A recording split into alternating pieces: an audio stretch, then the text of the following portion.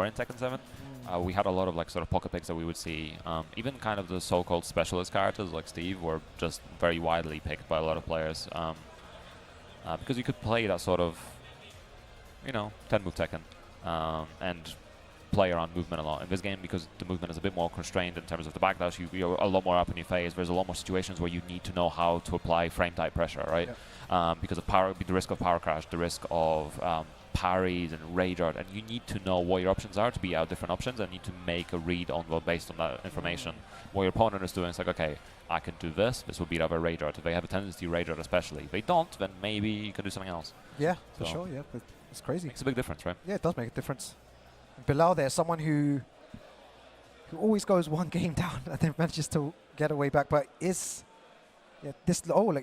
doing the little. It's pretty hot in here, to be honest. Yes. I'm starting to feel the heat. Like it is definitely getting hot in the venue right now. You're in heat.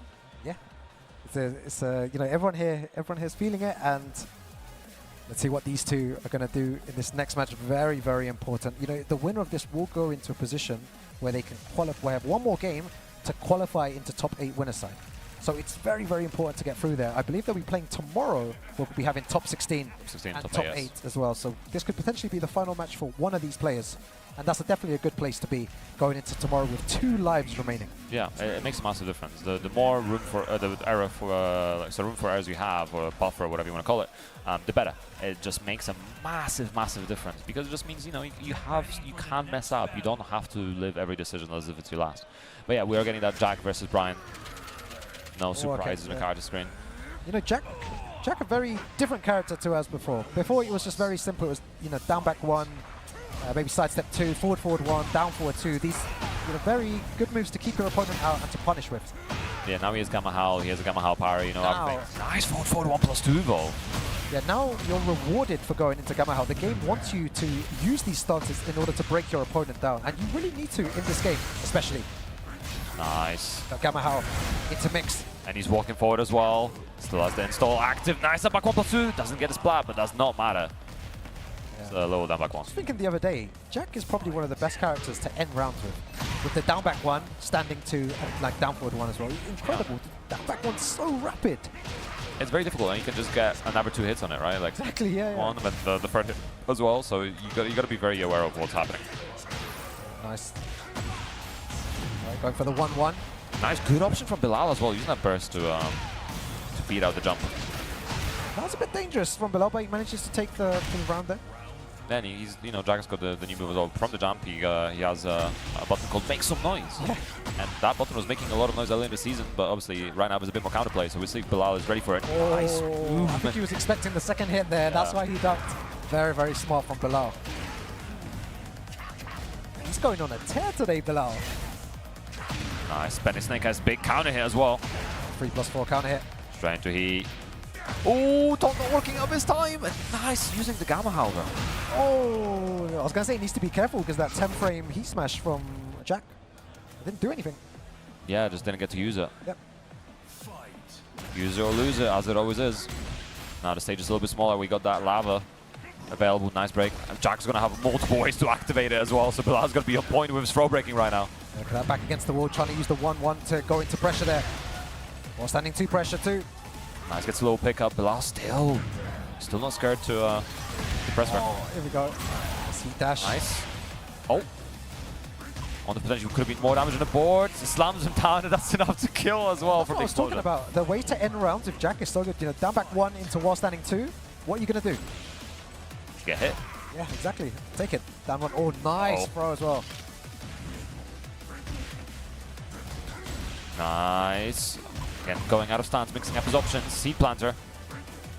Oh, tries to punish. Too slow. Punish. Goes back against the wall though. Nice little down back 1 check as well. Oh my god, that was sick. Listen, it's a force field for a reason, right? You can't just evade it by stepping. This is the thing. He tried to move all the way around. He actually got quite, he got quite a big sidestep there, and he still gets hit by all of that into combo into dead.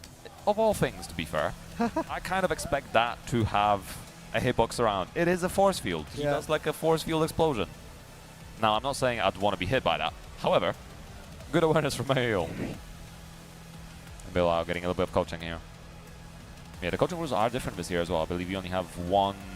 You're only allowed coaching once per set. You have to. It's only on a loss as well, so you can't win and get coaching. It's a minute, I believe, as well still. So nice. As it used to be. So you know, you kind of have to time your coach, because especially maybe in first to two it doesn't matter as much, but first to three or like grand final reset. Yeah. In theory, you could get a coaching session between grand final and grand final reset, but those are first to three sets. You might lose multiple games. You got to find when you want that coaching. Do you want it early? Do you want it late? So there's even more decisions to be made in a game where it requires you to make decisions every single. Yeah, this is like meta game almost, right? Like there's tactics to it. But, tactics, I guess you don't really get to experience usually when you're playing online, right? Because it's just not going to be a big part of it. You're not going to get coaching when you're playing ranked. And maybe, well, you could from like your friends on Discord or something, right? Yeah, I was about to say you can. In theory, but it's different. It's not the same.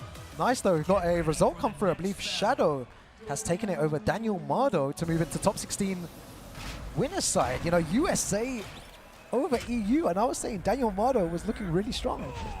I was saying he was looking like a monster, and Shadow there, it looks like he was playing Safina. Back on +2, yeah. It's okay, EU bros. We'll get him next time. He's still got a good opportunity. He's one away from top 16. Someone else will get him. It's fine. It's fine. I'm interested to see how many EU players make it into top 16 today. As many as possible. Ideally 7. Yeah. Let's try and get as many. Nice, getting the wall. Oh, the spike down as well. So much damage from Meo-il right now. And the thing is, Jack has an abundance of mid options to do at the end there as well. It's like you choose from 10 mids and down back 1. That's it. That's the mix when you got final pixel left. I mean, hey, it's a good mix. It's good. A very strong mix. It keeps the mental stack high as well. There's 10 different mids to think about, right? Nice duck.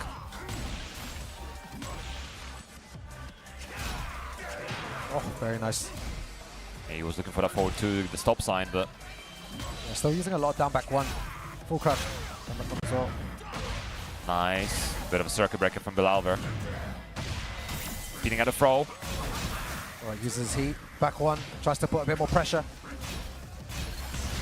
Oh, catches him. Cold down anti-air, but still has a little bit of heat spending now, recovering a bit of health, and the spike down as well. That was so smart. I reckon he knew that would happen. That's why he went for that option. Drops the combo though. Oh. The side throw really saving Bilal as the force field is coming out. Alright, Bilal doesn't need to do anything here, and it's his round. No way. Oh. No way. 23. 1%. What?